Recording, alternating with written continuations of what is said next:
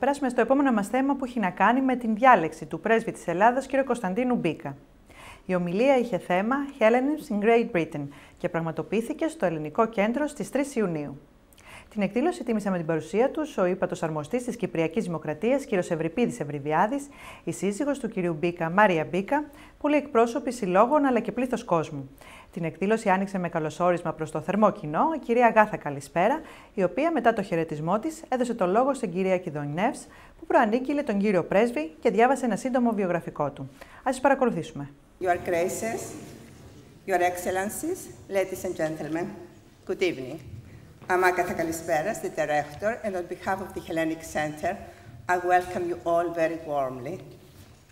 This event is organized on the occasion of the Greek presidency of the Council of the European Union, and we are delighted that the ambassador accepted our invitation. The chairman of the executive board of the Hellenic Center, Mrs. Sophie Kidonievs, will introduce our distinguished speaker. Enjoy the evening. Mrs. Kidonievs to introduce the ambassador. Your Graces, Your Excellencies, ladies and gentlemen. It's a great honor for me to welcome and introduce His Excellency, the Ambassador of Greece, Mr. Kωνσταντίνος Μπίκας, at the Hellenic Center. We are also delighted to have with us tonight Mrs. Bika's wife, Mrs. Maria Bíka, and we thank you very much for coming. Thank you very much. I'm sure that most of you know Mr. Bíka and the important work he's doing here for Greece. I'm not surprised that the ambassador's CV is extremely impressive and very long. And I'm afraid I will not be able to in the short time that I have, to present all his achievements in detail. I think I need my glasses after all. Mr. Bíka graduated in law with honors from University of Athens, and he continued his studies in shipping and international law at the University of Hamburg. Mr. Bíka joined... Ach, bravo, παιδί μου, τι είναι αυτό. Ach, I thought... Mr. Bíka joined the Greek diplomatic service and served as a Deputy Minister of Foreign Affairs and held posts as Consul or First Secretary in Vancouver, Algeria, Baghdad, and Boston. From 2005 to 2009, he was director of the private office of the President of the Hellenic Republic, Mr. Carlos Papoulias. And then he served for 3 years as the Director General of the National Intelligence Service. Since 2012, he has been the Ambassador of Greece to the Court of St. James's. Mr. Bíka speaks many languages, apart from Greek, of course. He is fluent in English, Italian, French, German, and some Arabic.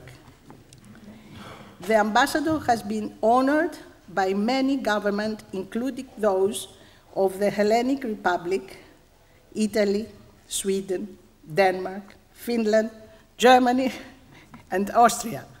So I was right to say that your CV is extremely long and very impressive. And now, over to the ambassador, who will talk to us about the Hellenism in Great Britain. Mr. Ambassador. Στη συνέχεια τον λόγο πήρε ο κύριος ομιλητής, ο πρέσβης της Ελλάδας, Κωνσταντίνος Μπίκας, ο οποίος ανέπτυξε το θέμα της ομιλίας του Hellenism in Great Britain. Η ομιλία του κύριου Μπίκα πλαισιωνόταν από πλούσιο οπτικό υλικό που έκανε το θέμα περισσότερο κατανοητό και ενίσχυε τα παραδείγματα που παρέθετε.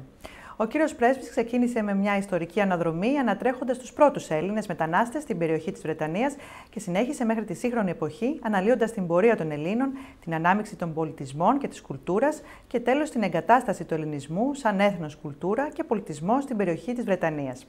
Ας παρακολουθήσουμε ένα απόσπασμα της ομιλίας του κύριου Μπίκα. Well, thank you very much, Ms. Kidonias, first of all, for your very kind words. I don't know if I reserve all, but you know, it's very kind of you to introduce me. And of course, Mrs. Kalispera, thank you also very much. And I want your graces, Excellencies, αγαπητέ φίλε Ευριπίδη Ευρυβιάδη, Ύπατος Αρμοστής της Κυπριακής Δημοκρατίας, dear friends all, of course, members of the Hellenic Trust, Hellenic Cultural Center Trust Council and of the Hellenic Cultural Center Executive Board, dear friends all. Let's see, we have everything here. Firstly, I want to thank the Hellenic Center for the invitation to speak on Hellenism in Great Britain. I also want to thank all of you for coming today. I ask for your understanding that although I am a member of this historic community of the Hellenes in Great Britain for just 20 months, I have taken to this task. I will speak approximately about 30 minutes, and I will take the Greek presence in the British Isles in chronological order. So, our journey starts with the Mycenaean Greeks. Yes, indeed, the Mycenaean Greeks. We know of Mycenaean trade with Great Britain and Ireland as Mycenaean bronze double axes and other objects dating from the 13th century BC have been found in Wessex and Cornwall. Here we see the Realton Cup, which is in the British Museum, and the Pelney dagger. These are two artifacts that support the theory that Mycenaean traders have reached the southwest British coast in the quest for tin. This must have been between 1600 BC and 1100 BC, most probably around 1300 BC. Due to the fact that southwest England was not covered by ice during the Ice Age, tin and copper were available by tin streaming and open cast mining, and tin was indispensable Bronze Age metal, as in its union with copper, it produced a harder and more durable mixture. It has continued to be of great importance, and we'll see it later in the Middle Ages. Tin played a major role in early British history, as it was the main reason for the Mediterranean people to come to these islands. This brings us to the next Greek visitor, an indeed emblematic figure, to cross Great Britain in his quest to open new trade routes for his compatriots, the Massaliot Pytheas. At 325 BC, Pytheas, a mathematician, to become one of the most famous explorers throughout history, left the Greek colony of Marseille on a mission commissioned by Greek merchants. The mission was to open for them the commercial routes of unknown places which were kept secret by the Phoenician Carthaginians. They controlled this trade and did not allow the Greeks to go, and so they said to Pytheas, go and find this route so that we can do this. It is a great misfortune that his diary, a book called The Circuit of the Earth, has perished. What we know of this groundbreaking expedition, indeed, comes from excerpts that reached our days through the works of other geographers of the antiquity, like Ptolemaeus, Strabo, Plinius, and Diodorus of Sicily.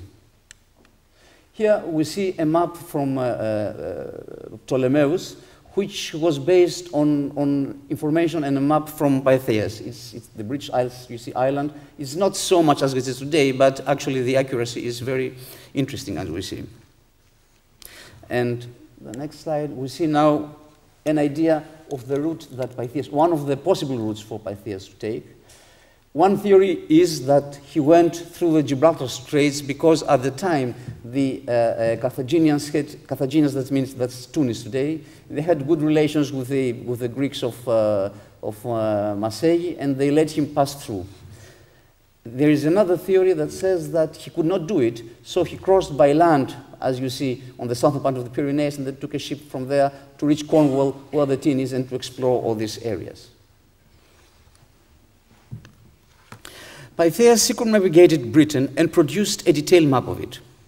He landed in Kent and then proceeded to Cornwall, where tin trade flourished. He took notes of for the commissioners of his trip, and then proceeded to the north of the British Isles at Orcas Nisi, today's Orkney Islands. He further sailed north to a place, and I quote, where the sun sets only for 2 hours, So there we can see that he went very far north according to the season. And this, the place he called Thule. It should be, many say that it was today's Iceland. Pythias made a detailed description of Britain, its people, and its economic and social life, but this goes beyond the scope of this lecture. Many Greeks arrived later with the Romans, and their presence is attested by inscriptions on curse tables, gravestones, and dedicatory tablets. It seems that these Greeks who came with the Roman legions and the Greek merchants who followed them established a sort of a community in Luguvalium. Luguvalium is today's Carlisle. You can see a bit of the Adrian Wall on the borders between England and Scotland.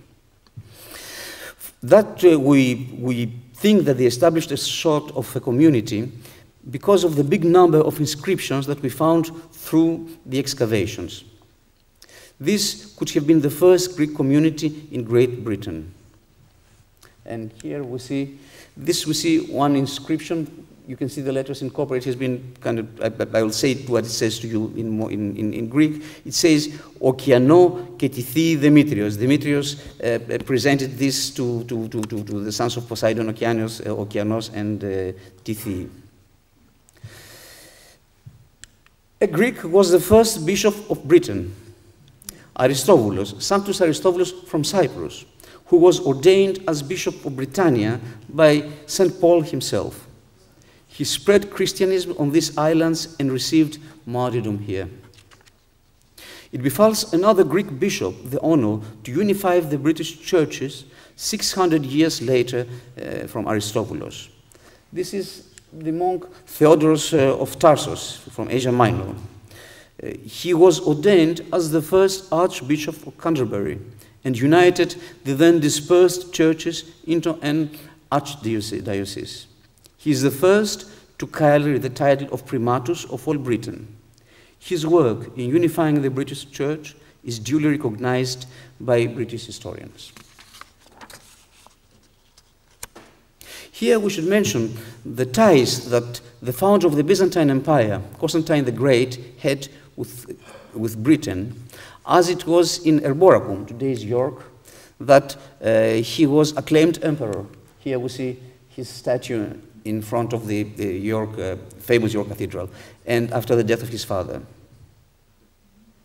Our next stop is the dramatic visit of one of the last emperors of the Byzantine Empire, Emmanuel Palaiologos II, Manuel, as we call him in Greek, Manuel II. He was desperately trying to find alliances in the West that would have permitted him to liberate the empire from the Ottoman encroachment. Pursuing his dream, his dramatic effort, he visited Venice, Paris, and London. It was a diplomatic effort, struggle, well prepared in advance with ambassadors and local intermediaries to contact the kings of France, Charles VI, and England, Richard II, as well as the Pope Boniface IX.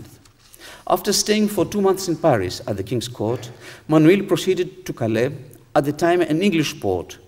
It was called at the time the crown, the jewel on the British crown, because if you believe it, from Calais came 1/4 of all money coming into the coffer of the King of England. Very, very, very important port. And they were dealing what? Tint again and wool mainly. So he stayed in Calais and he waited for Henry IV, who in the time had succeeded Richard, to finish an expedition against the Scots and return to London. He finally sailed for Calais to Dover on the 11th of December, 1400.